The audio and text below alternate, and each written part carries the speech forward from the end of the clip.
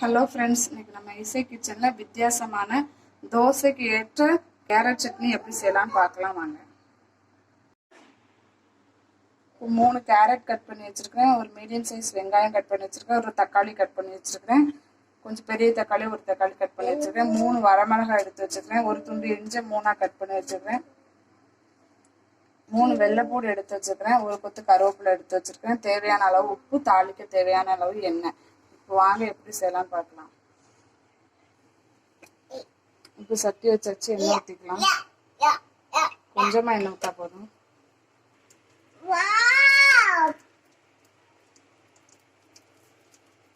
ஒரு துண்டு இஞ்சி, 3 வெள்ளைப்பூடு, கொஞ்சமா கருவேப்பிலை, 3 வரமிளகாய் லைட்டாக கிண்டிக்கோங்க.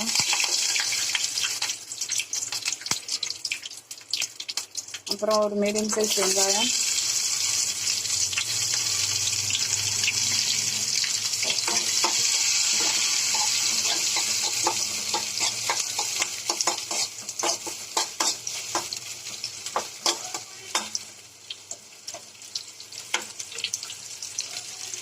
லைட்டாக வதங்கினதுக்கப்புறம் தக்காளி,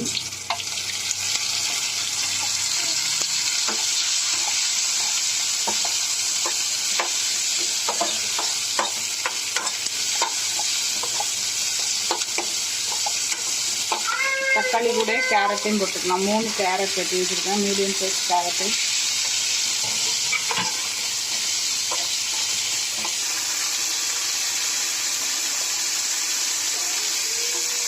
சட்னிக்கு தேவையான உப்பு போட்டு இதிலே வதக்கிடலாம்.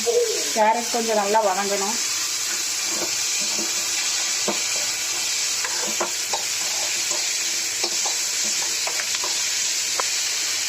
தக்காளிக்கு பதில் புளி சேர்க்கணும்னாலும் சேர்த்துக்கலாம். நான் இன்னைக்கு தக்காளி மட்டும் சேர்த்துருக்கேன். நல்லா கேரட்டு வேகட்டும். மூடி போட்டு மூடி வச்சிடலாம். இப்போ நல்லா வதங்கிருச்சு. கிண்டி விட்டுட்டு ஆற வச்சுக்கலாம். இப்போ ஆறட்டும். கொஞ்ச நேரம் விட்டு ஆற விட்டுருங்க. அதுக்கப்புறம் அரைச்சி எடுத்துக்கலாம்.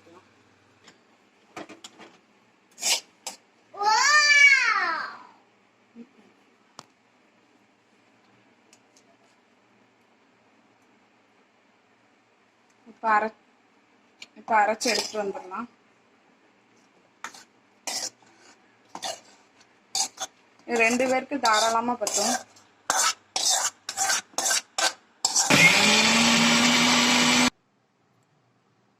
கொஞ்சமாக தண்ணி ஊற்றிருக்கிறேன், அதையும் போட்டு அரைச்சிக்கலாம். உங்களுக்கு எந்த அளவுக்கு தண்ணி வேணுமோ அந்த அளவுக்கு ஊற்றிக்கோங்க. கொஞ்சம் கெட்டியாக இருந்தால் நல்லாயிருக்கும்.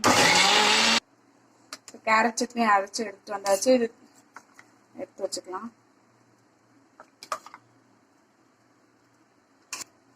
தோசை அடைக்கெல்லாம் நல்லாயிருக்கும், கோதுமை தோசைக்கு நல்லாயிருக்கும். இந்த வீடியோ உங்களுக்கு பிடிச்சிருந்தா லைக் பண்ணுங்கள், ஷேர் பண்ணுங்கள், கமெண்ட் பண்ணுங்கள், மறக்காமல் சப்ஸ்கிரைப் பண்ணிடுங்க. தேங்க்யூ.